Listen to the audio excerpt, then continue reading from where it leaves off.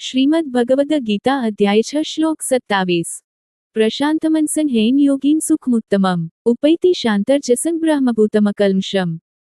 જે યોગીનું મન શાંત છે, જેની કામનાઓ વશમાં છે, જે પાપરહિત છે અને જે પ્રત્યેક વસ્તુને ભગવાનના અનુસંધાનમાં જોવે છે, તેને સર્વોચ્ચ દિવ્ય આનંદની પ્રાપ્તિ થાય છે।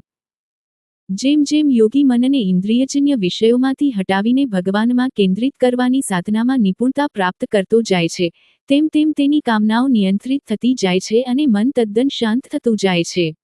શરૂઆતમાં મનને ભગવાનમાં કેન્દ્રિત કરવા માટે પ્રયાસો આવશ્યક હતા, પરંતુ હવે તે સહજતાથી ભગવાન તરફ દોડી જાય છે। આ સ્તરે ઉન્નત સાધક પ્રત્યેક પદાર્થને ભગવાનના અનુસંધાનમાં જોવે છે।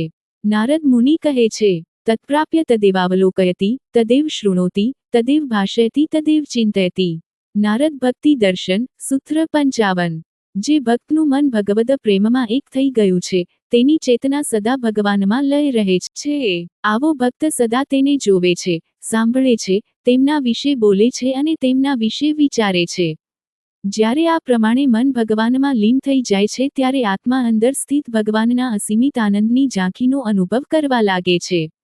સાધકો અનેકવાર પ્રશ્ન કરે છે કે તેઓ કઈ રીતે જાણે કે તેઓ પ્રગતિ કરી રહ્યા છે? આનો ઉત્તર આ શ્લોકમાં વણાયેલો છે।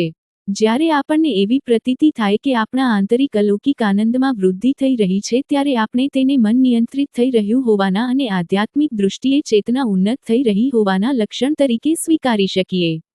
અહીં શ્રીકૃષ્ણ કહે છે કે આપણે જ્યારે શાંત રજસમ કામનાઓથી મુક્ત અને અકલ્મષમ પાપરહિત થઈશું, પશ્ચાત આપણે બ્રહ્મભૂતમ ભગવદ પ્રાપ્તિની અનુભૂતિથી યુક્ત થઈ જઈશું।